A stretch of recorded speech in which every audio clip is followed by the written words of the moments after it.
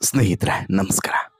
ರಾಜ್ಯದಲ್ಲಿ ಒಂದು ಕಡೆ ಪ್ರಜ್ವಲ್ ರೇವಣ್ಣ ಪೆನ್ಡ್ರೈವ್ ಪ್ರಕರಣ ಭಾರಿ ಸಂಚಲನವನ್ನು ಸೃಷ್ಟಿಸ್ತಿದ್ರೆ, ಮತ್ತೊಂದು ಕಡೆ ಈ ಪ್ರಜ್ವಲ್ ರೇವಣ್ಣ ಫ್ಯಾಮಿಲಿಯ ಬಗ್ಗೆನೂ ಕೂಡ ಭಾರಿ ಚರ್ಚೆಗಳು, ಭಾರಿ ಕುತೂಹಲಗಳು ಗರಿಗೆದರಿವೆ. ಪ್ರಜ್ವಲ್ ರೇವಣ್ಣ ಸಹೋದರ ಸೂರಜ್ ರೇವಣ್ಣ ಜೊತೆಗೆ ಅವರ ತಂದೆ, ಅವರ ತಾಯಿ ಇವರೆಲ್ಲರ ಬಗ್ಗೆನೂ ಕೂಡ ಕೆದಕುವಂತಹ ಸಮಯ ಇದು.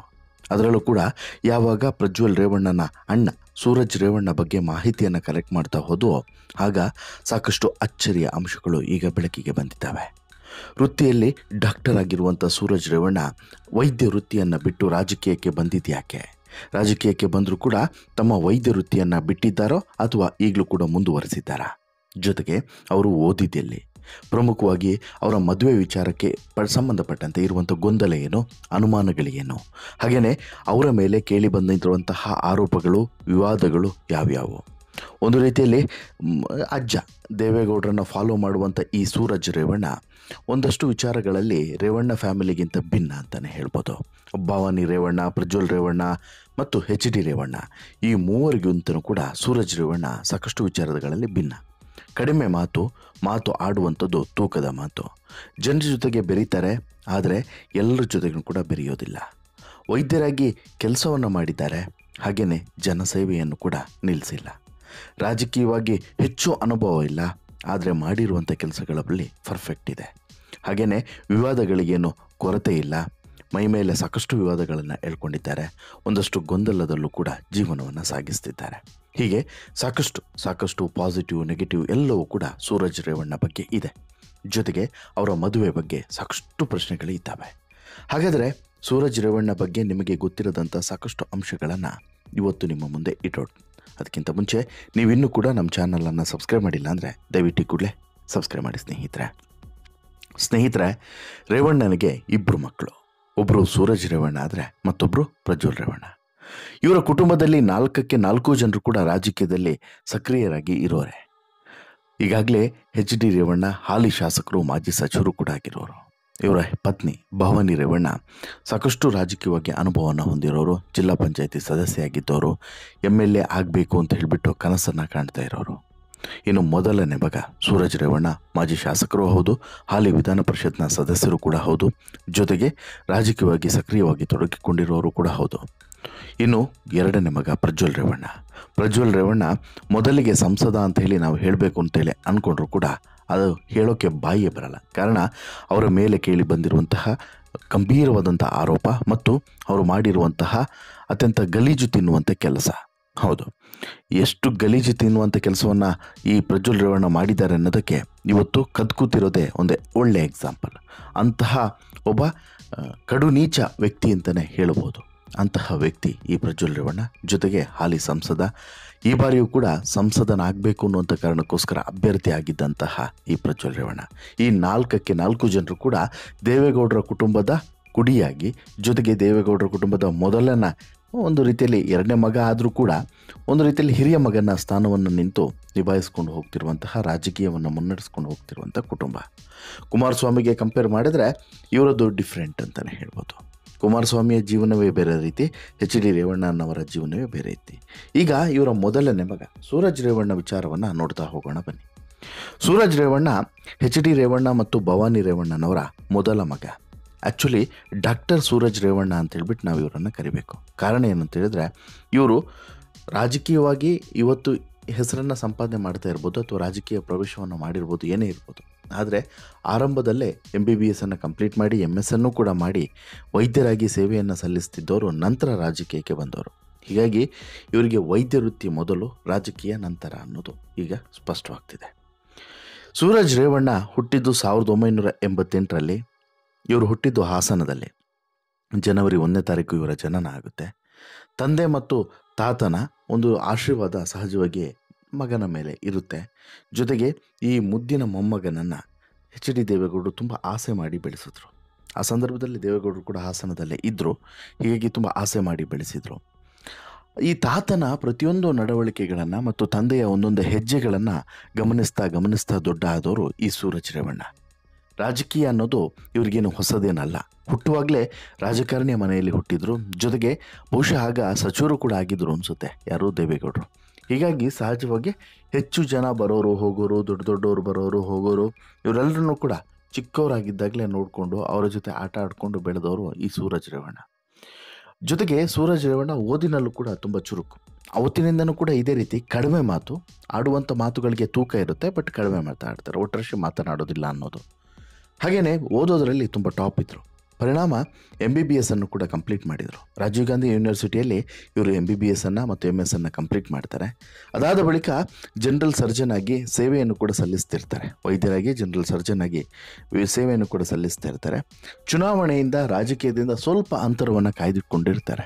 ಬಟ್ ಇವರಿಗೆ ರಾಜಕೀಯ ಹೊಸತೇನು ಆಗಿರಲಿಲ್ಲ. ರಾಜಕೀಯ ಅನ್ನೋದು ಇವರ ರಕ್ತದಲ್ಲೇ ಸೇರಿಕೊಂಡಿತ್ತು.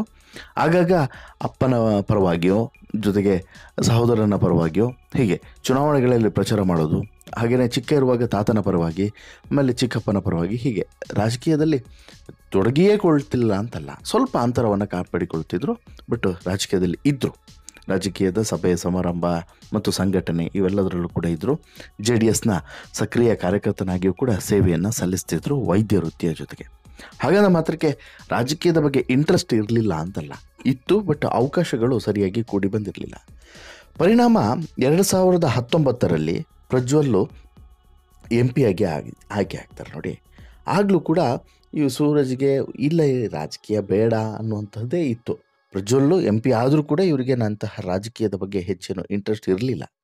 ಆದರೆ 2020ರಲ್ಲಿ ಹಾಸನ ಜಿಲ್ಲಾ ಸಹಕಾರ ಬ್ಯಾಂಕ್ನ ನಿರ್ದೇಶಕರಾಗಿ ಆಯ್ಕೆ ಆಗ್ತಾರೆ. ಆ ಚುನಾವಣೆಯಲ್ಲಿ ರಾಜಕೀಯಕ್ಕೆ ಕಾಲಿಡ್ತಾರೆ ನೋಡಿ. 2020ರಲ್ಲಿ 1988ರಲ್ಲಿ ಜನನವಾಗೋದು, 1994-99 ಹೀಗೆ ಸಾಲು ಚುನಾವಣೆಯನ್ನು ನೋಡ್ಕೊಂಡು ಬಂದವರು.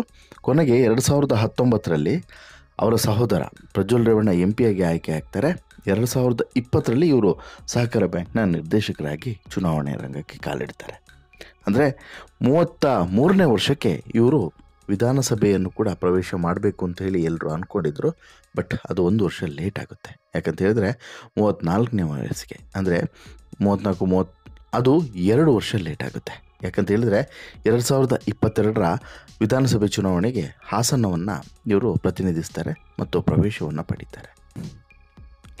ನಂತರ ಯಾವಾಗ ಸಹಕಾರ ಬ್ಯಾಂಕ್ನ ನಿರ್ದೇಶಕರಾಗಿರ್ತಾರೋ ನಂತರ ಅದರ ನೆಕ್ಸ್ಟ್ ಇಯರೇ ಇವರು MLC ಚುನಾವಣೆಗೂ ಕೂಡ ಸ್ಪರ್ಧೆಯನ್ನು ಮಾಡ್ತಾರೆ. 2021 MLC ಚುನಾವಣೆಯಲ್ಲಿ ಸ್ಪರ್ಧೆ ಮಾಡಿಬಿಟ್ಟು ವಿಧಾನ ಪರಿಷತ್ತನ್ನು ಶಾಸಕರಾಗಿ ಪ್ರವೇಶ ಪಡೀತಾರೆ.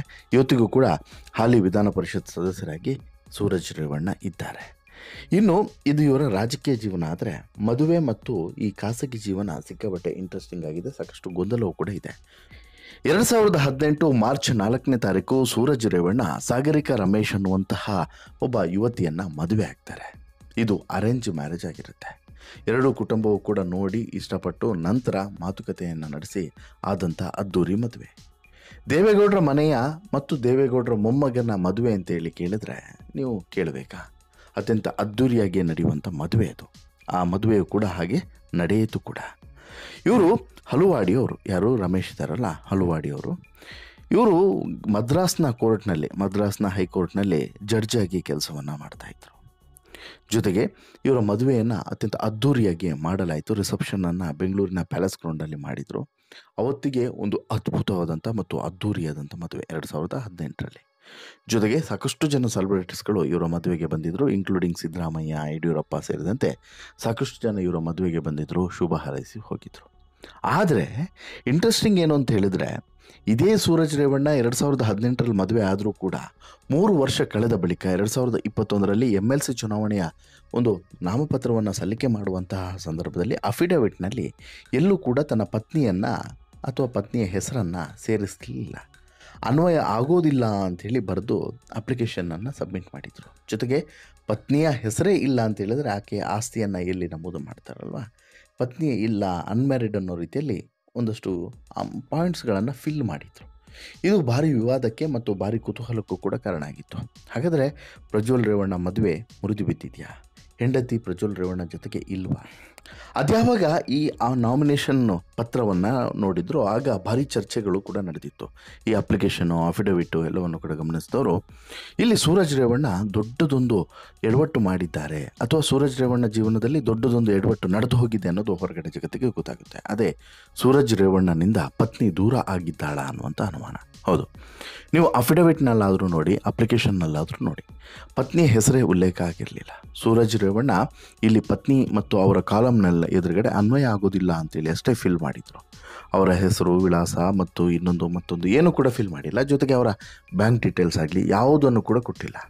ಹಾಗಾಗಿ 2018ರಲ್ಲಿ ಮದುವೆ ಆದಂಥ ಸೂರಜ್ ರೇವಣ್ಣನಿಗೆ ಕೇವಲ 3 ವರ್ಷಕ್ಕೆ ದಾಂಪತ್ಯ ಮುರಿದು ಬಿತ್ತ ಅನ್ನುವಂತಹ ಅನುಮಾನ ಮೂಡಿತು.